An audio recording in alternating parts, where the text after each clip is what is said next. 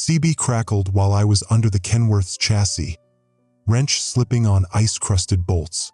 40 below and my transmission was pissing fluid again. Third time this month. I should have replaced the whole damn assembly back in Fairbanks, but that would have meant admitting to Sarah's lawyer that I couldn't afford the truck payment and proper maintenance. Pick your battles, right? Noah Briggs, you monitoring? Coast Guard dispatcher, formal as hell. They never used the CB unless shit was sideways. I rolled out from under the rig, breath fogging in my headlamp beam. The Dalton Highway stretched empty in both directions. Just me, the permafrost, and about 600 miles of nothing between Prudhoe Bay and civilization. Exactly how I liked it after the custody hearing went south. Go ahead, Barrow Station. I wiped grease on my Carhartt bibs, the same ones Emma had drawn a stick-figure family on 3 Christmases ago, before she decided Dad's absences were worse than his presence. Can't argue with an 8-year-old's logic. We need your ice-breaking certification. Got a situation. I glanced at the transmission fluid pooling black on the snow. My cert expired in September. We'll renew it retroactively. How fast can you reach Barrow? Depends. How bad's the situation? I was stalling, obviously. Anyone asking for ice road drivers in November meant the regular crews were busy or dead. Probably busy. Ice rescues got better survival odds than people think. Maritime work in the Bering Sea, though? That's coffin shopping territory. Static hissed. Then, cruise ship, Crystal Empress. Adrift 20 nautical miles northwest of Utqiagvik. Owners Celestial Cruises, the luxury Arctic tour company. They broadcasted Mayday 3 hours ago. Passengers biting crew. My hand froze on the CB mic. Say again. Passengers biting crew. Captain reported 47 injuries. Crew locked in engine room. Then radio went dead. I looked at the Speedway coffee cup frozen solid in my cup holder, the air freshener dangling from my mirror. One of those pine tree ones that Emma insisted smelled like real Christmas, even though we never have real trees anymore. Dad. The ordinary shit that suddenly felt precious when someone mentioned biting. Sounds like you want Homeland Security, not a broke trucker. I said it casual, but my brain was already calculating fuel costs, wind chill, the probability of coming back with all my fingers. Or the Navy. Or anyone with an actual boat. Russian patrol vessels are converging on the drift vector. If that ship crosses into their waters with a potential bioweapon scenario. She didn't finish. Didn't need to. I'd hauled equipment for CDC contractors during the Utqiagvik flu outbreak in 19. Saw firsthand what happens when international protocols and sick people collide. This is a retrieval op, she continued. Pull survivors, secure the vessel, tow it to U.S. waters before Moscow decides they need to assist. We've got a boarding team assembling. Ice conditions better than anyone. For $1,000 cash, plus hazard pay. For $1,000. That was Emma's orthodontics fund and 3 months of truck payments. That was Sarah's lawyer shutting up about my financial instability. That was pride swallowing itself whole. You're dispatching a civilian into a biting situation, I said. That's not retrieval, that's containment theater. You've got Arctic survival training and heavy equipment experience. We need someone who won't freeze or panic. You going to help or not? Through the windshield, I watched Snow Devil spiral across the highway, beautiful and vicious like everything up here. Emma used to press her nose against the same glass, counting caribou, back when I still had weekends with her. Before I chose the Dalton over another office job in Anchorage, before I prioritized solitude over her soccer games. The transmission leak had slowed to a drip, probably just a loose-fitting, 30-minute fix if the cold didn't kill me first. I could button up, head south, keep my record clean and my daughter's college fund slowly growing. Or I could drive north into something that would either solve my money problems or eliminate the need for money entirely. Barrow Station, this is Briggs. I'm 3 hours out. Have someone unfreeze a docking berth and tell your boarding team I work alone. Copy. We'll have gear waiting. I clicked off and lay back down under the Kenworth. The bolt came loose on the second try, exactly the way I'd expected. That's the thing about mechanical problems, they follow rules. You apply the right torque in the right direction, things come together. People problems, though, biting problems, those don't respond to wrenches and logic. I tightened the fitting, packed my tools, and fired up the engine. The Kenworth's diesel roar felt like the only honest sound for 50 miles. As I pulled onto the highway, heading north toward whatever the hell passengers biting crew actually meant, I caught my reflection in the side mirror. 42 years old, frost in my beard, and the kind of stupid that mistakes desperation for duty. My phone buzzed. Text from Sarah. Emma's recital is Friday. You promised. Friday was 4 days away. For days to drive to Barrow, board a plague ship, pull survivors from whatever nightmare was unfolding in the Bering Sea, and make it back in time to watch my daughter play clarinet in a middle school auditorium. I typed back, I'll be there. Then I turned off my phone, partly because battery life in the cold, partly because I'm a coward who lies to 8-year-olds and doesn't want to hear the disappointment when I inevitably miss another milestone. The northern lights flickered green overhead as I pushed the Kenworth to 70. Ice fog closed in around mile marker 347, the kind that turns windshields into frosted glass and makes your brain invent shapes in the white. I'd been running this road for 6 years, knew every switchback, every wind trap, every spot where caribou liked to commit vehicular suicide. Still felt lost. By the time Barrow's lights appeared on the horizon, I'd convinced myself this was simple rescue work. Medical emergency, maybe food poisoning, passengers confused and aggressive from fever. The Coast Guard would have protocols. We'd extract the healthy, quarantine the sick, tow the Crystal Empress to port, and I'd collect my check in time to wire Sarah her support payment with 3 days to spare. That's what I told myself, anyway. The lies we used to keep driving north. The Barrow Coast Guard station smelled like diesel fuel and institutional coffee, the burnt kind that tastes like someone filtered it through a gym sock. Lieutenant Chun met me at the dock, young enough to still believe procedures mattered, old enough to know when to break them. Briggs. She looked me up and down, taking in the grease-stained Carhartts and the Kenworth keys still clipped to my belt. You're our ice specialist? I haul loads across frozen rivers that shouldn't support a snowmobile. That count? It'll have to. She handed me a Gore-Tex parka with USCG stenciled across the back. Situations evolved. Russian icebreaker crossing is 12 nautical miles from the Crystal Empress and closing.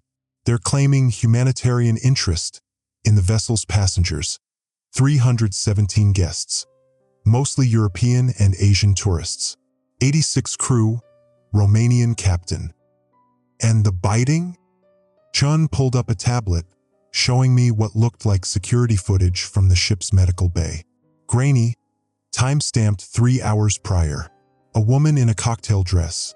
Sequined, expensive, the kind Sarah used to wear before I ruined fancy dinners with work calls, was being restrained by 2 crew members. Her mouth was open unnaturally wide. Dark fluid ran down her chin. Medical officer reported symptoms starting 12 hours into the cruise. Passengers complaining of headaches, sensitivity to light, aggression. By hour 18 Chan swiped to another image. A dining hall with overturned tables, broken glass, dark stains on white linens. Captain initiated lockdown, but about 40% of passengers broke through crew barriers.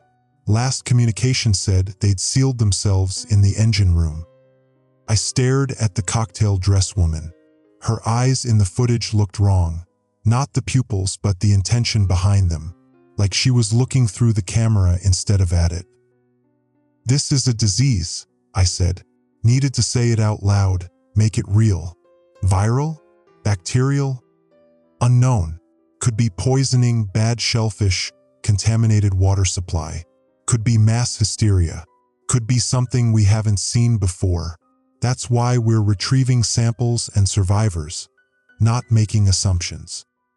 And if it's contagious? Chen's expression went professionally blank. You'll be wearing full PPE, Tyvek suits, respirators, the works.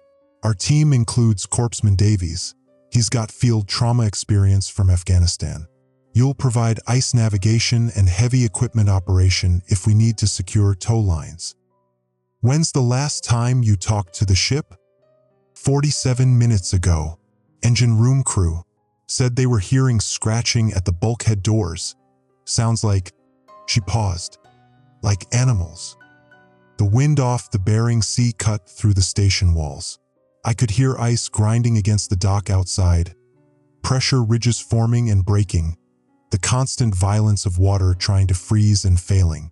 In 6 hours, that same ice would be under my boots while I boarded a ship full of tourists who'd paid 15 grand each to see the northern lights and ended up biting crew.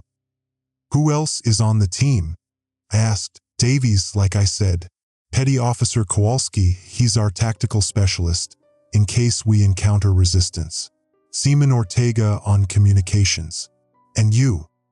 For people.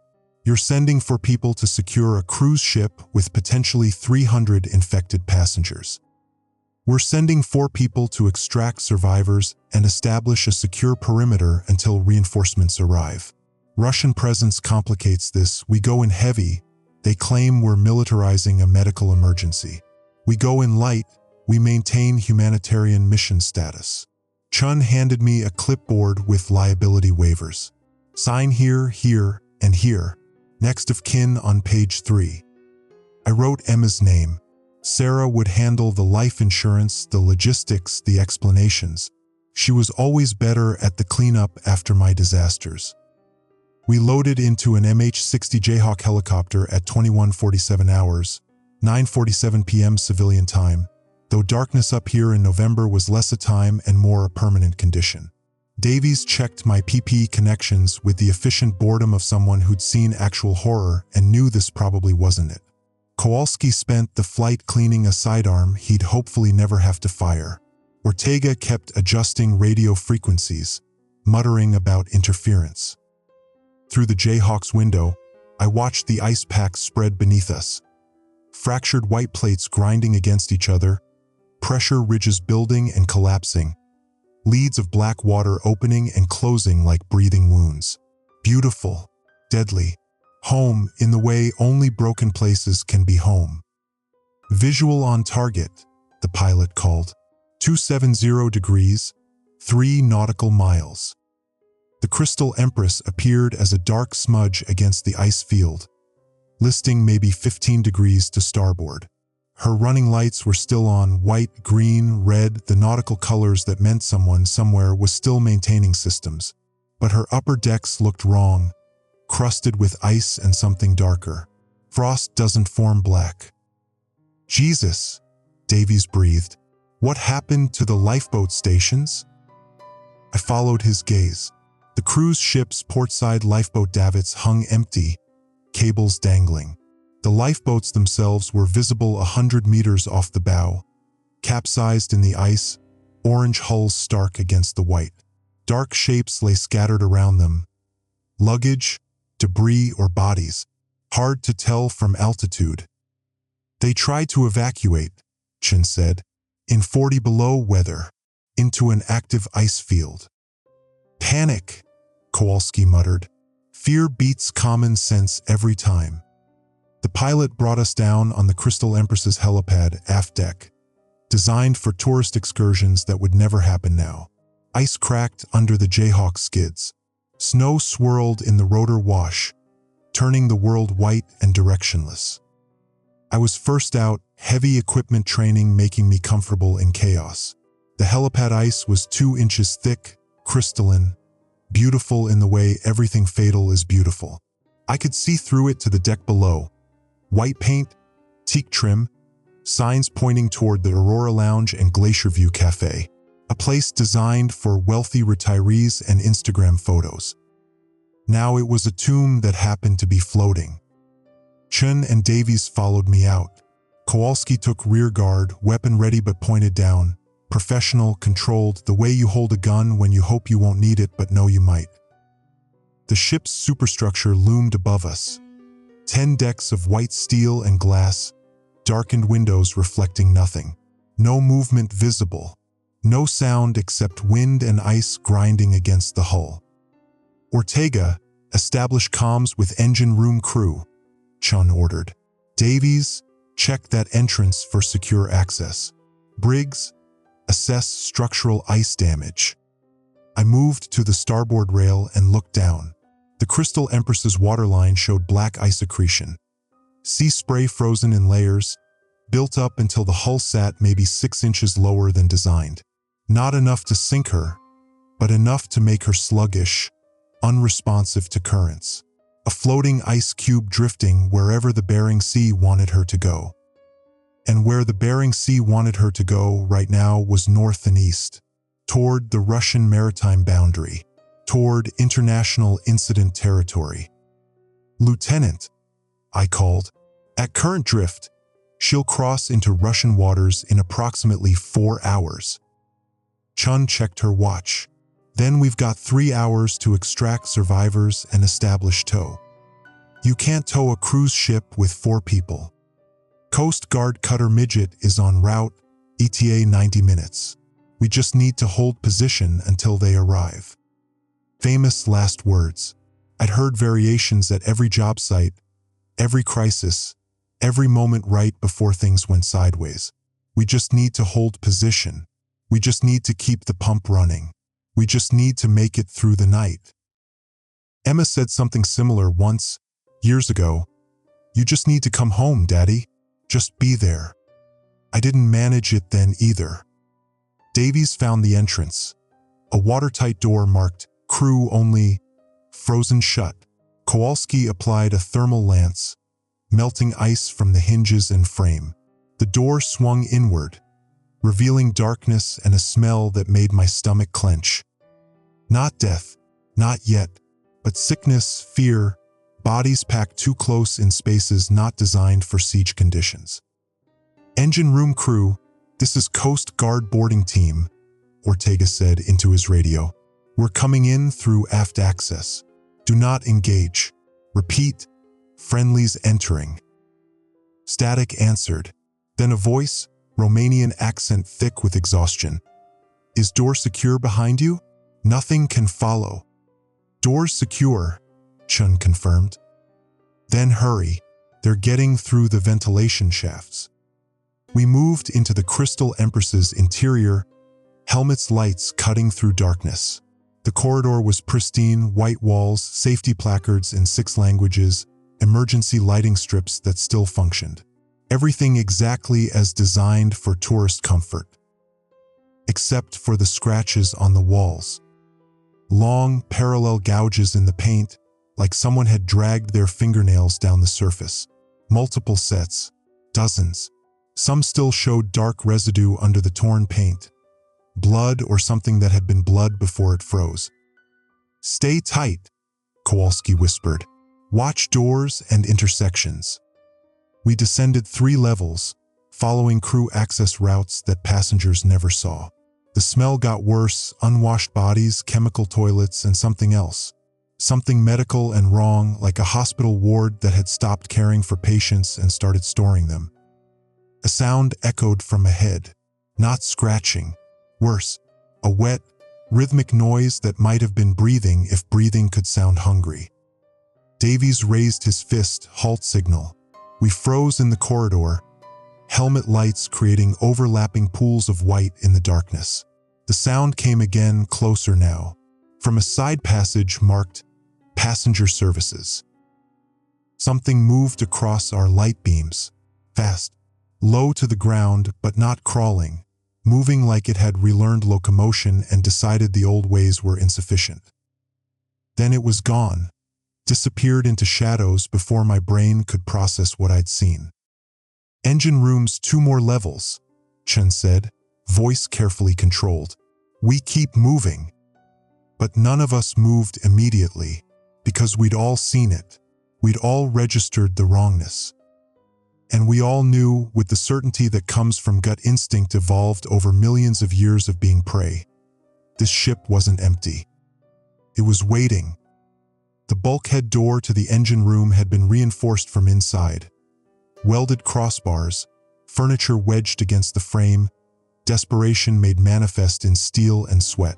Someone had spray-painted "No entry" across it in 6 languages, the Romanian version biggest and bleeding down the metal. Chun knocked, 3 slow, 2 fast. The pattern she'd radioed ahead. Silence. Then metal scraping metal, heavy objects being moved.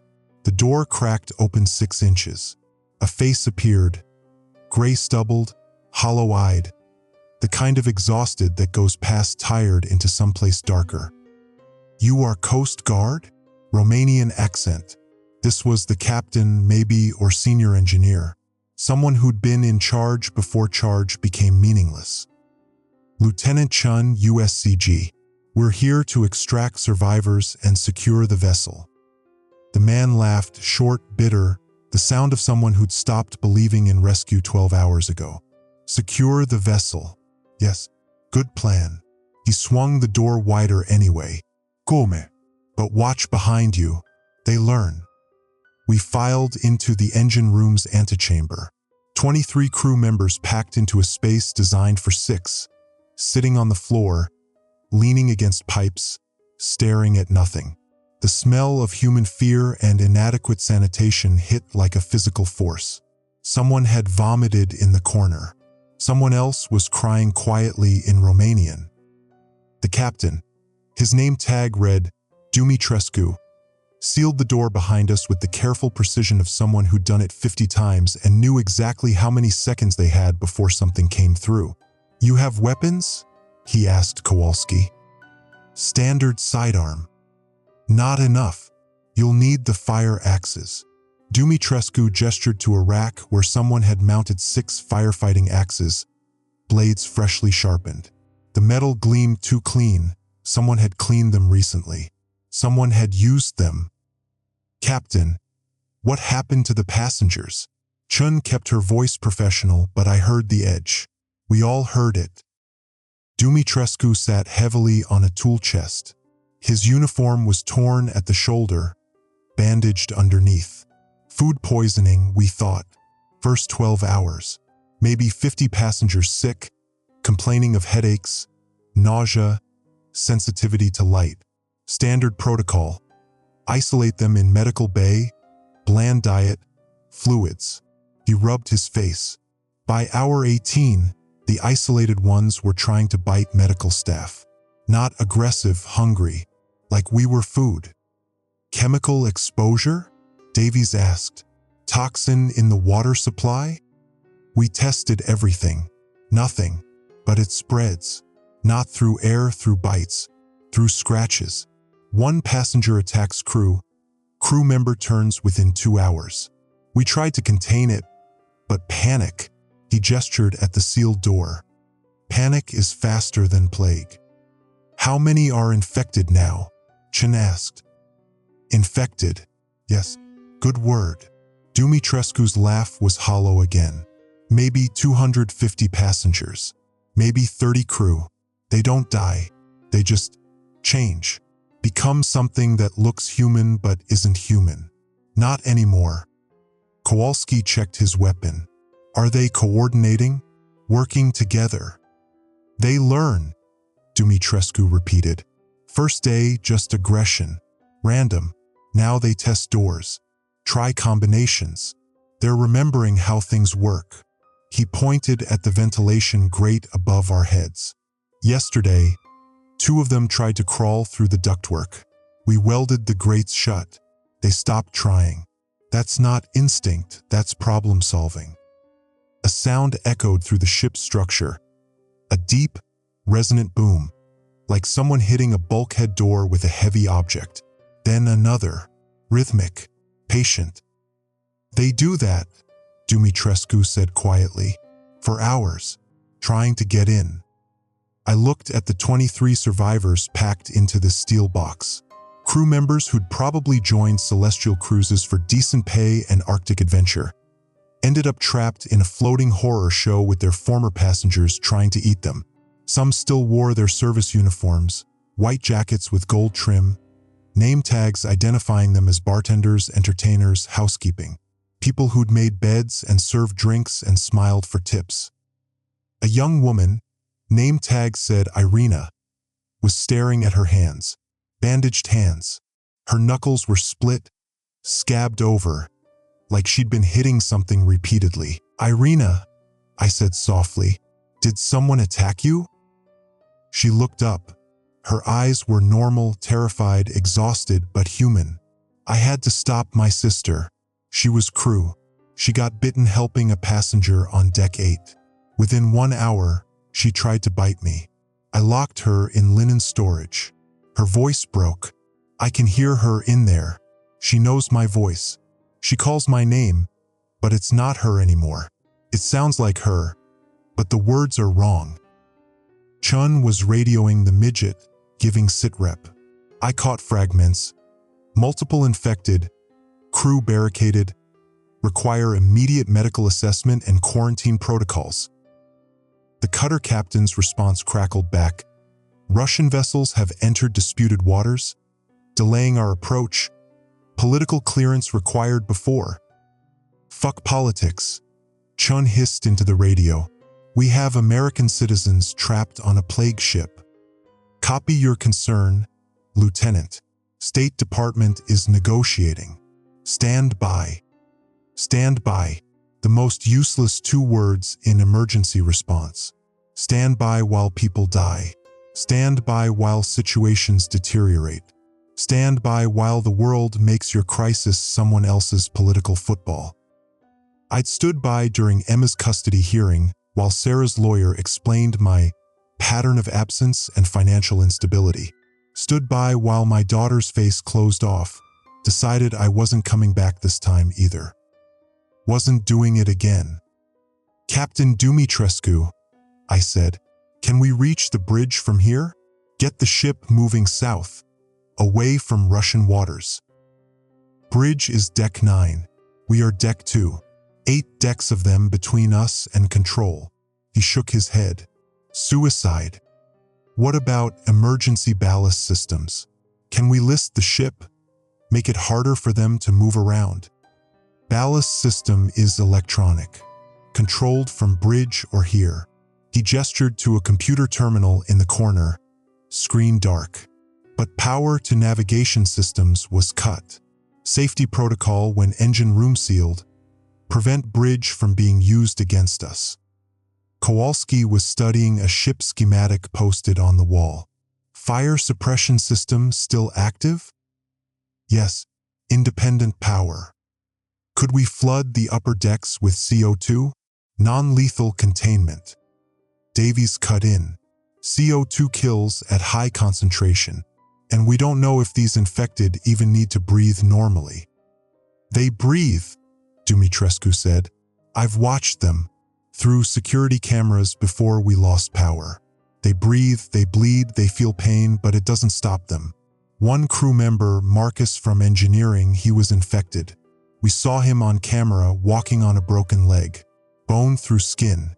He didn't care, just kept moving. The booming on the bulkhead door continued, patient, persistent, the sound of something that didn't need rest or sleep or hope, just the certainty that eventually, the door would open. Chun finished her radio argument with the midget captain, got nowhere, switched frequencies. "Barrow Station, this is boarding Team Chin. We've located 23 survivors, crew personnel, engine room sealed. Require immediate extraction via helicopter." "How copy?" "Copy, Chin. Weather deteriorating, 40-knot winds, 0 visibility forecast in 30 minutes. We can get 1 bird out, maybe pull 6 personnel. Remaining survivors need to hold position until conditions improve.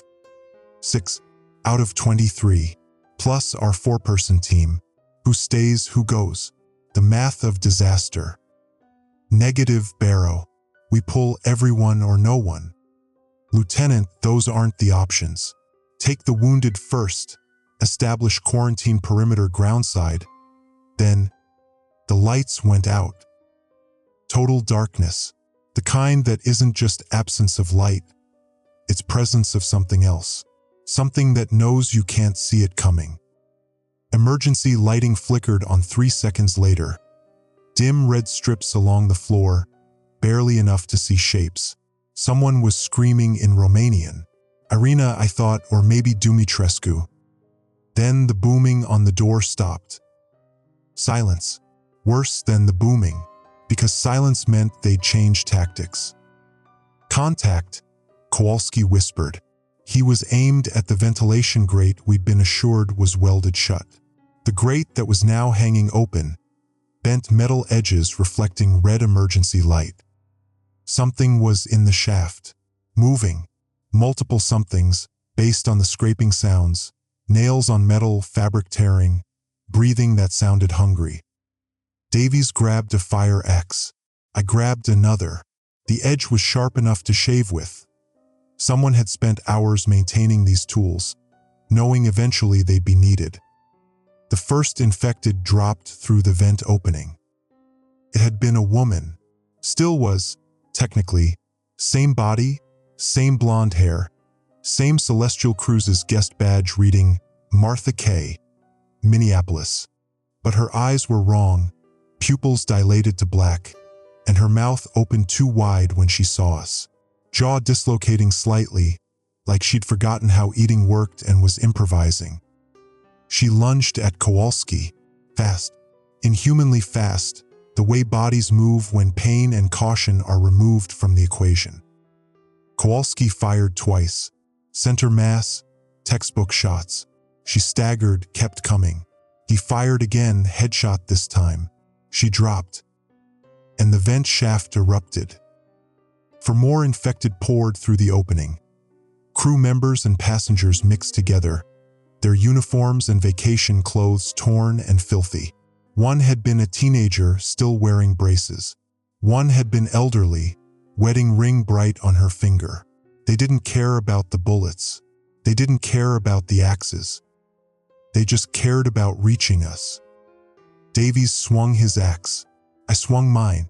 The sound was wet and terrible, and I won't describe it because some things you don't describe, you just survive. When it ended, 6 bodies lay on the floor.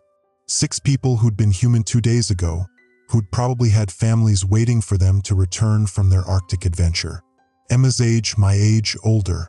It didn't matter anymore. Block the vent, Chin shouted. Move! Dumitrescu and 2 crew members dragged a tool chest under the opening, started welding it shut. Sparks fell like tiny stars. The infected in the shaft screamed. Not pain, just frustration, like children denied a toy. We're leaving, Chin decided. Now, everyone who can walk, grab a weapon. Everyone who can't, pair up with someone who can carry you. We're fighting our way to the helipad. That's 8 decks of them, Dumitrescu said. Then we better move fast. I checked my axe blade, still sharp despite everything. Wondered if Emma would understand someday why I'd done this. Probably not. She'd just remember that Dad missed another recital, missed another promise, chose danger over being present. Just like always. But maybe if I got these people out, maybe that would count for something. Maybe one good choice could balance the accumulated weight of bad ones. The cargo hold door opened with a hydraulic hiss. Darkness waited beyond, filled with sounds that weren't quite human. We went into it anyway, because standing by wasn't an option anymore. The first 2 decks were clear, crew passages, storage areas, places the passengers had never learned to navigate. We moved fast, single file, Kowalski on point with his service weapon down to 4 rounds. I was second, axe ready, watching our 6 and trying not to think about the wet sounds the blade had made in the engine room. The crew followed, Dumitrescu and his 22 survivors, some limping, all terrified. Irina was crying silently, still bandaging hands that wouldn't stop bleeding. A maintenance tech named Pavel had compound fracture in his left arm, bone showing through skin, but he refused to slow down. Pain meant alive. Alive meant moving. We hit passenger territory on Deck 4. The grand atrium, 3-story open space with crystal chandelier and marble floors, designed for champagne and first-night cocktails. Now it looked like a frozen battlefield. Bodies on the floor, some frozen solid, some still warm enough that frost hadn't fully claimed them. Blood on the white marble, dark and frozen in abstract patterns that could have been modern art if modern art was a monument to panic. "Don't stop," Chin whispered. "Keep moving." But we all saw it, the tableau of final moments. A family huddled near the concierge desk, parents shielding 2 children, all 4 motionless. A crew member halfway through the employees-only door, frozen mid-escape. Someone had tried to barricade the elevator shaft with deck chairs and grand piano. Hadn't worked. The chairs were scattered, the piano on its side, keys splayed out like broken teeth. Movement on the mezzanine level. Shadows shifting between the decorative columns. "Contact," Kowalski breathed. "Multiple, upper levels." I counted 10, maybe 15 infected watching us from the balconies. They weren't attacking, just observing, like predators deciding whether prey was worth the effort. One of them leaned over the railing. Male, 60s, still wearing his formal dinner jacket, one of those cruise excursions where guests dressed up for the captain's table. His eyes tracked our movement with unnerving precision. Then he opened his mouth and made a sound.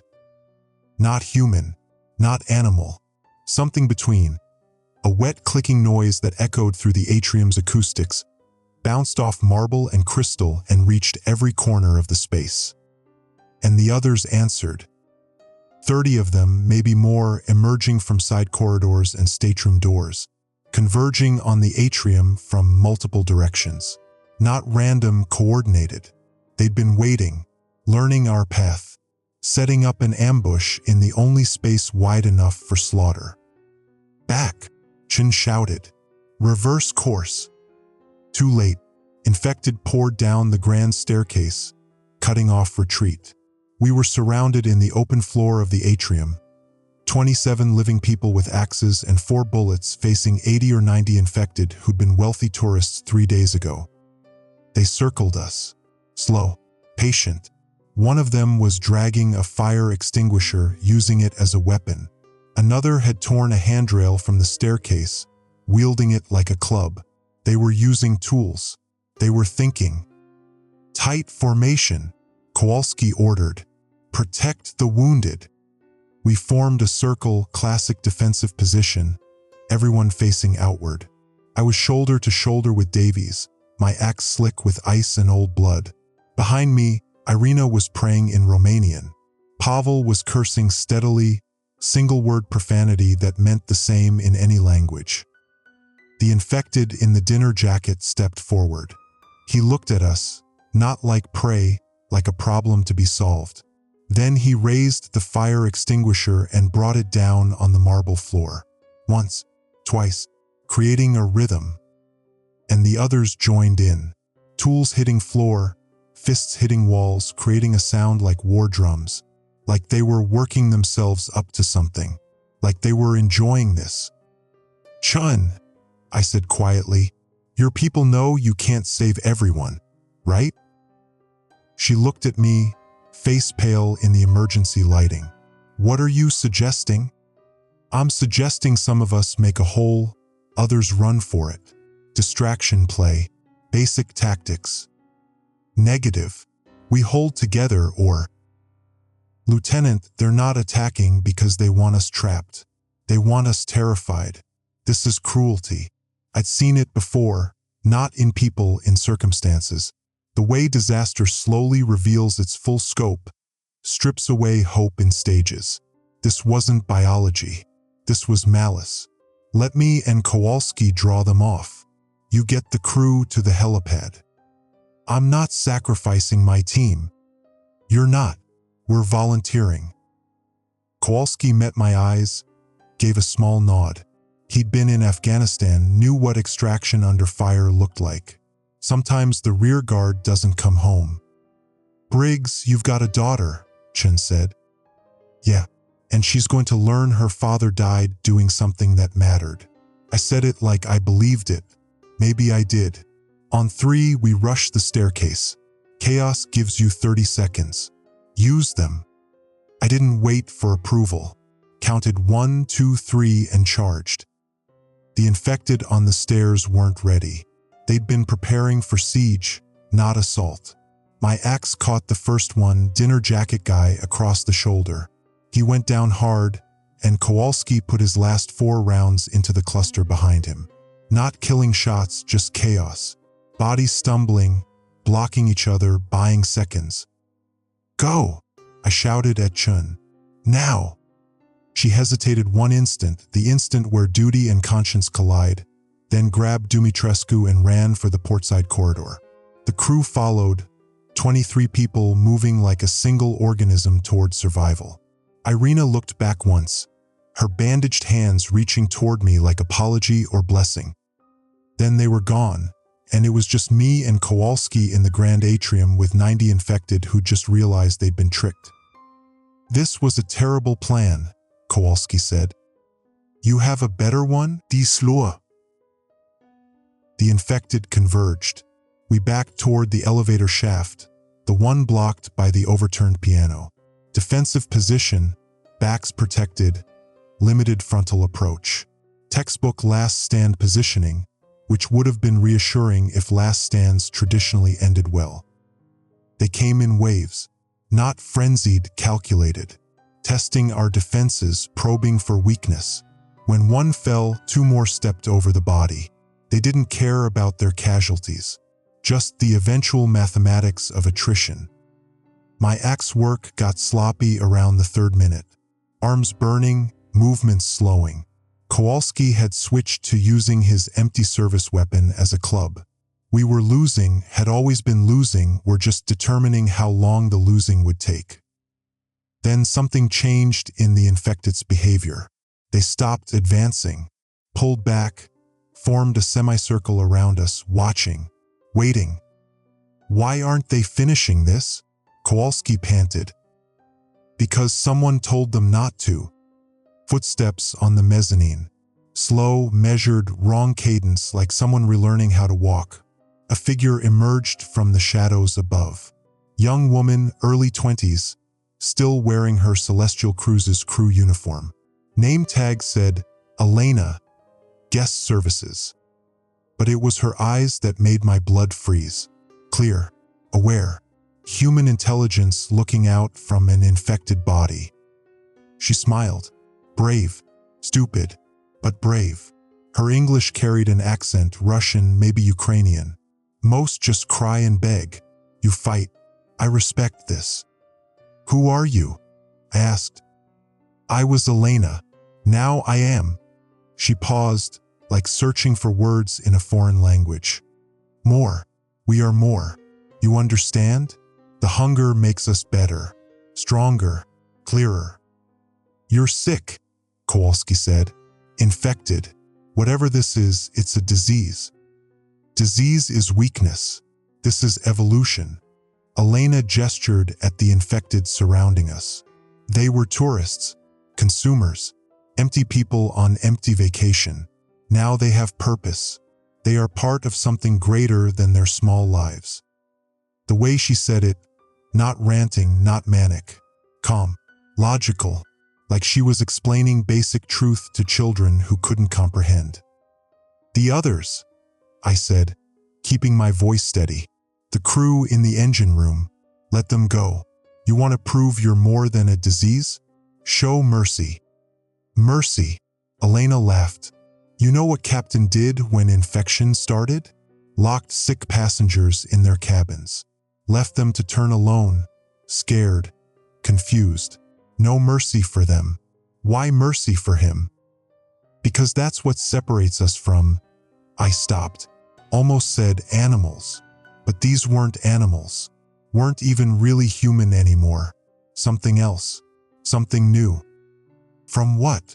Elena leaned over the mezzanine rail. From you? We are you. Just better version. smarter, faster. No fear, no doubt, no weakness. You should be grateful. For becoming monsters? For becoming free. A sound echoed through the ship, helicopter rotors. The extraction bird from Barrow, coming for Chun and the survivors. Elena heard it too. Her smile widened. Your friends are leaving. You could join them. We would allow it. Why? Because you showed respect. Fought well. We value strength. She pointed at Kowalski. Him too. Take your wounded, you're weak. Go. Tell them what we are. Tell them we are not disease to be cured. We are next step. They should prepare. It was insane. A trap. Had to be. But the infected parted, creating a path to the port corridor. Showing us the way out. What's the catch? Kowalski asked. No catch. We want witnesses. Want them to know what's coming. Elena's expression shifted, something almost sad passing across her features. I was scared too at first, when the hunger started, when I bit my roommate and couldn't stop. Thought I was losing myself. But I wasn't losing, I was finding. You understand? We were all lost. Now we are found. The helicopter sounds were fading. Chun was loading survivors, would be gone in minutes. Last chance to get out. What happens to the ship? I asked. We go north, into Russian waters. They will not fire on us. Too many wealthy citizens aboard. She laughed.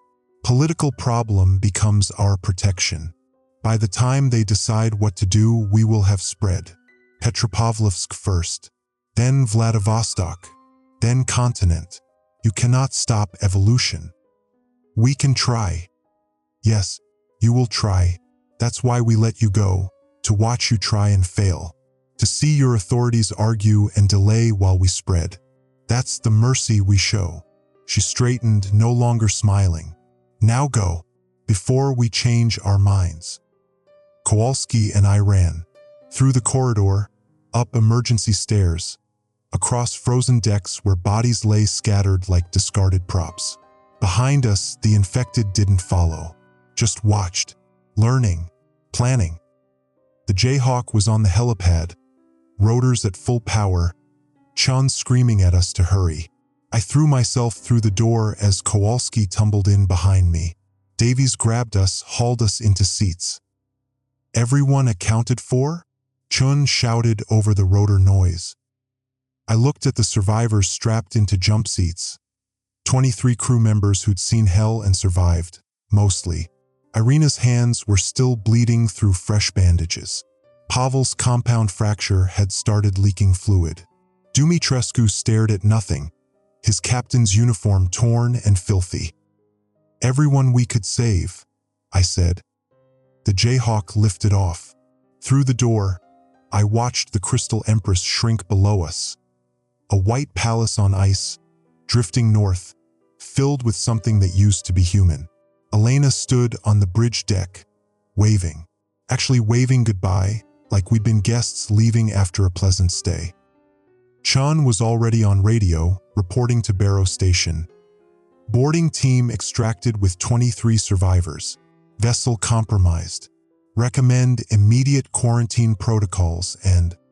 Negative, Chen. The Barrow commander's voice crackled back. Russian Coast Guard has assumed jurisdiction. They're sending their own medical team to assess the situation. Sir, the infected are coordinated. They're planning something. This isn't random outbreak. Copy your concern. CDC and State Department are being briefed. Your team is ordered to Elmendorf Air Force Base for decontamination and debriefing. No public statements until security review is complete.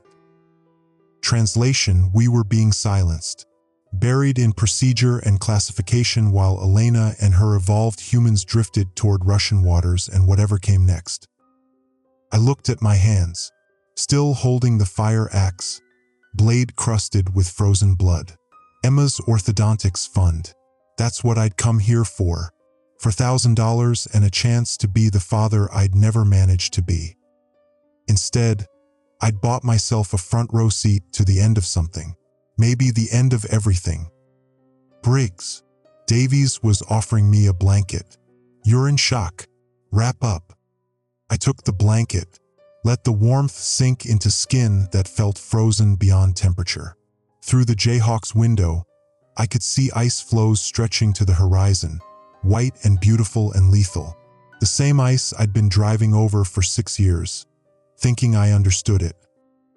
But I didn't understand anything. Not the ice, not the infection, not why I kept choosing danger over the 8-year-old girl who just wanted her dad to show up. My phone was in my parka pocket, still turned off from 3 hours ago, back when I'd lied to Sarah about making the recital. I turned it on. Signal flickered, caught, died. Didn't matter. I already knew what the message would say. Knew that Emma had played her clarinet piece without me in the audience. Knew that Sarah had made excuses, same as always. Knew that eventually my daughter would stop expecting me and start understanding that I was always going to choose the broken things over her. Because that's what I did. That's who I was. The Jayhawk banked south, away from the Crystal Empress, away from Elena's evolution, away from everything that mattered. Below us, the Bering Sea churned and froze and broke and reformed, endless cycle of violence and beauty. Just like me, I thought, just like all of us, breaking and reforming and never quite fixing what was actually broken. The ice always wins in the end. Elmendorf Air Force Base smelled like disinfectant and institutional anxiety. They separated us immediately, survivors in one wing, rescue team in another, everyone behind plastic sheeting and negative pressure systems, while people in hazmat suits took blood samples and asked the same questions 18 different ways. Did anyone bite you? Scratch you? Get bodily fluids on exposed skin? No, I don't know, maybe, does frozen blood count? I was in decontamination for 6 hours. Chemical showers, full body examination, quarantine protocols that felt less like medical procedure and more like punishment for witnessing something we weren't supposed to see. Through the plastic walls, I could hear Dumitrescu arguing in Romanian with a translator, insisting his crew needed proper medical care, not interrogation. No one was listening, because this wasn't about care, it was about containment. About making sure whatever happened on the Crystal Empress stayed contained in official silence. A CDC officer named Dr. Walsh finally cleared me around 3 o'clock hours, 3 a.m., civilian time, though in November, Alaska, darkness and time had stopped meaning much. She was young, competent, wearing exhaustion like a badge she'd earned. "Blood works clean," she said, reviewing tablet results. No markers for bacterial or viral infection. No toxins. No neurological abnormalities. What about the others? The crew? 21 clean. 2 showing elevated stress hormones, but that's psychological, not physiological. You're all incredibly lucky. She paused.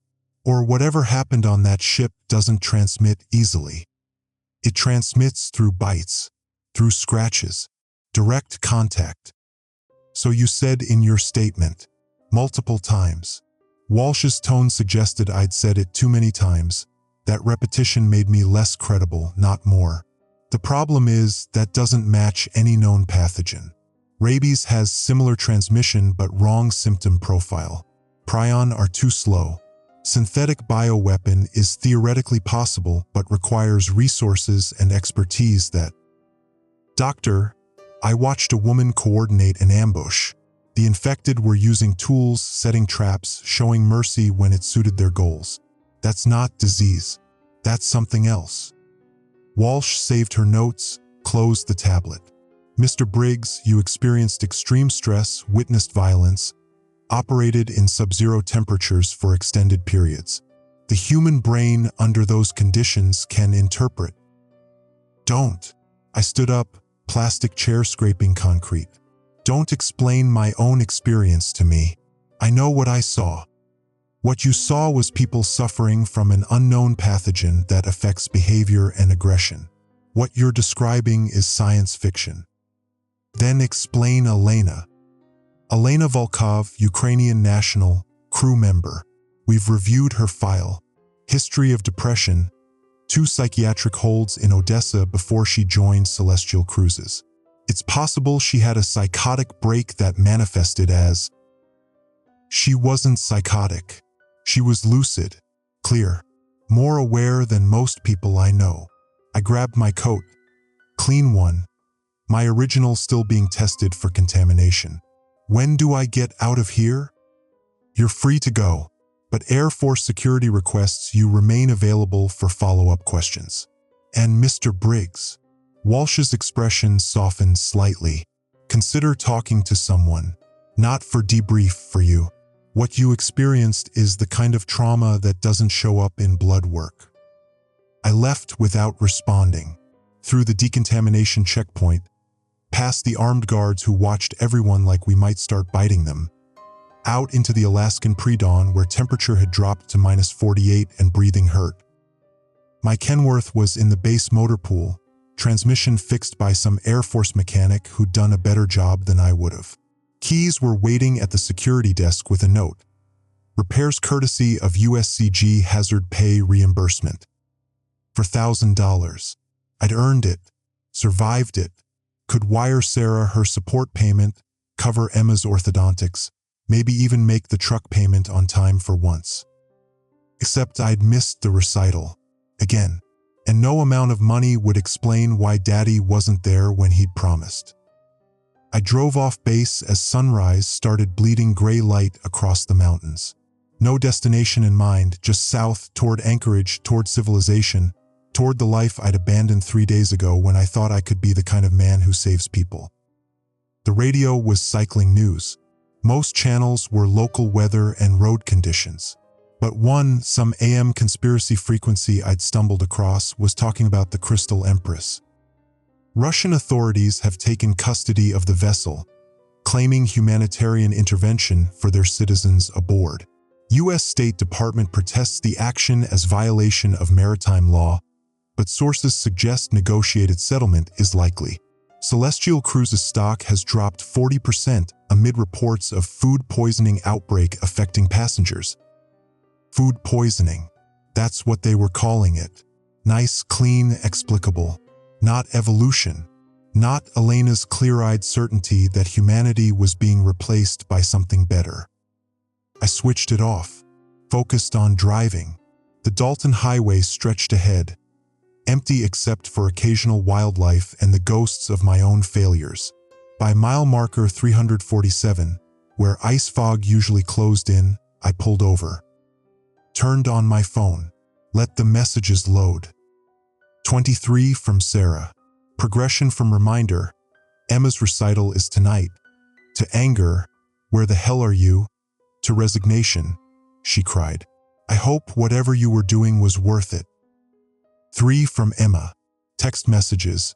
Because she wasn't allowed to call my phone unsupervised after the last time I'd forgotten she was on the line and she'd heard me cursing at broken equipment for 10 minutes. Dad, are you coming? Mom says you're working. I played your favorite song. The last one had an attached video. Emma on stage, clarinet raised, playing something I didn't recognize because I'd never actually asked what her favorite song was, just assumed it was mine. She was good, better than I'd expected. The kind of good that comes from practice and dedication and showing up for yourself when no one else does. When the song ended, she looked directly at the camera, smiled, waved. For me, because some part of her still believed I'd eventually watch, even if I wasn't there live. That's the thing about 8-year-olds. They keep believing in you long past the point you've stopped deserving it. I sat in my truck at mile marker 347, watching my daughter play clarinet in an empty middle school auditorium, and understood with perfect clarity what Elena had meant. About evolution, about becoming something new.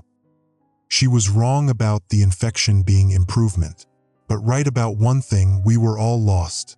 Some of us just kept pretending we knew the way home. My phone rang. Unknown number, Anchorage area code. Mr. Briggs. Male voice, official tone. This is Agent Correa, FBI. We need to speak with you regarding your experience aboard the Crystal Empress. When can you come to our Anchorage field office? I already gave statements to Coast Guard, to CDC, to Air Force Security. This is a separate investigation. There are national security implications we need to discuss. Specifically, regarding your conversation with the infected individual identifying as Elena Volkov. Of course, they wanted to know about Elena, about her promises of spreading, about evolution coming whether we wanted it or not. Agent Correa, what's happening with the ship? The survivors said the infected were coordinating, planning. If Russia's brought them to port.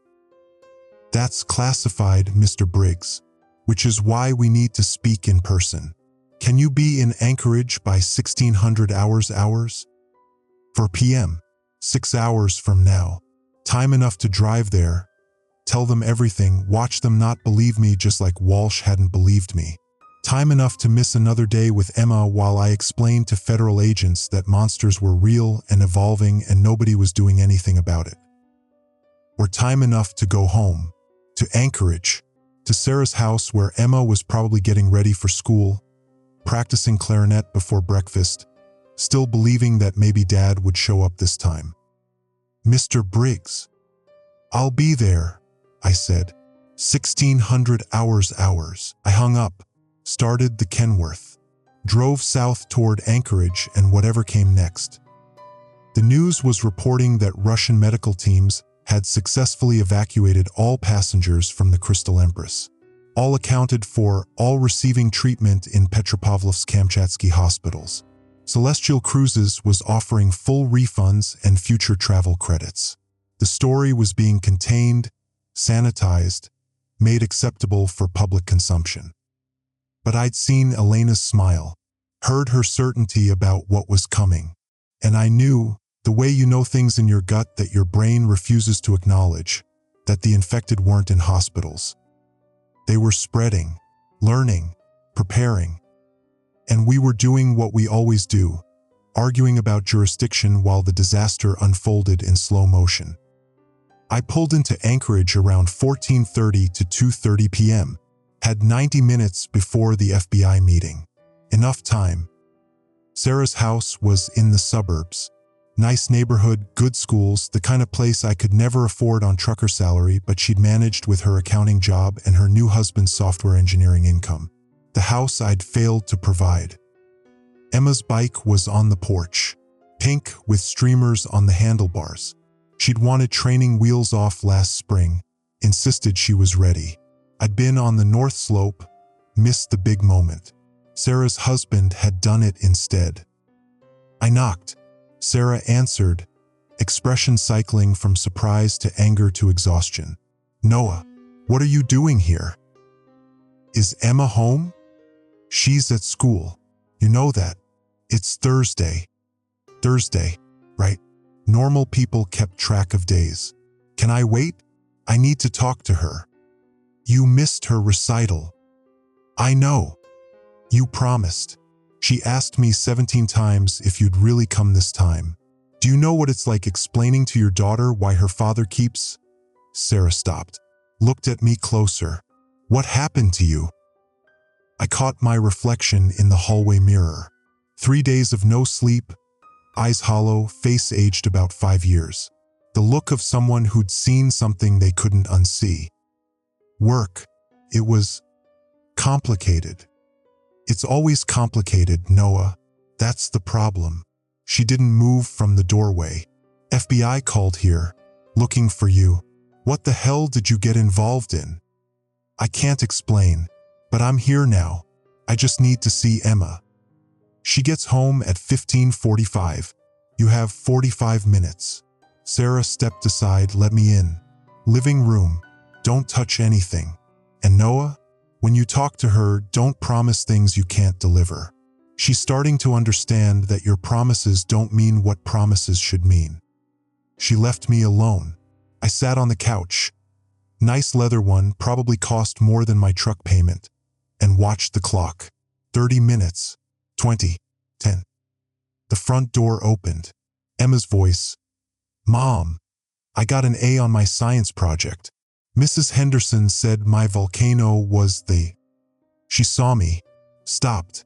Her face did something complicated, happiness and confusion and protective distance, like she was already learning not to trust the happy parts. Hi, Em. Dad. She set down her backpack carefully, still wearing her coat. You're here. I'm here. You missed my recital. I know. I'm sorry. Mom said you were working. Something important. She was repeating Sarah's explanation, testing whether I'd confirm or contradict it. It was important, but not more important than you. Then why didn't you come? And there it was. The question I couldn't answer without lying or explaining that I traded her clarinet performance for a chance to save strangers on a plague ship. That I'd thought, again, that being a hero somewhere else mattered more than being a father right here. Because I made a mistake, I said. Because I keep thinking I can do everything, and I keep getting it wrong. Emma took off her coat, hung it on the hook Sarah had probably installed at exactly the right height for an 8-year-old to reach. She'd thought of those details. Sarah always thought of the details I missed. Did you watch the video? Emma asked. I did. You were amazing. I played your favorite song. I know. Thank you.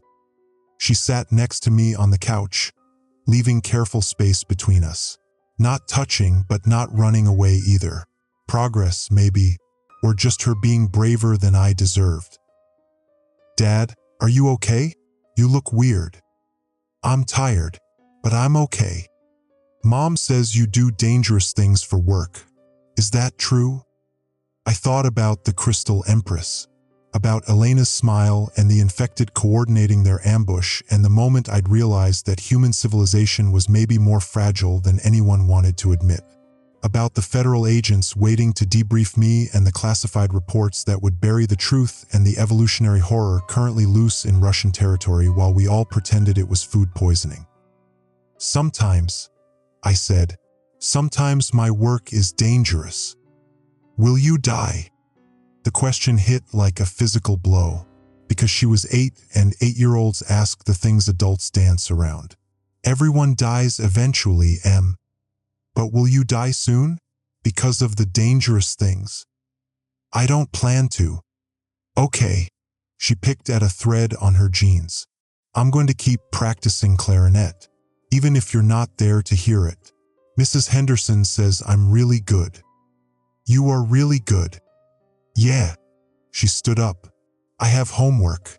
You should probably go before Mom gets mad. She left the room, didn't hug me, didn't say goodbye, just went upstairs to her room where she was building a life that didn't require me to show up. That was the real horror, not infected passengers or coordinated ambushes or Elena's promises of evolution. Just the slow, inevitable loss of your child's trust because you kept choosing wrong.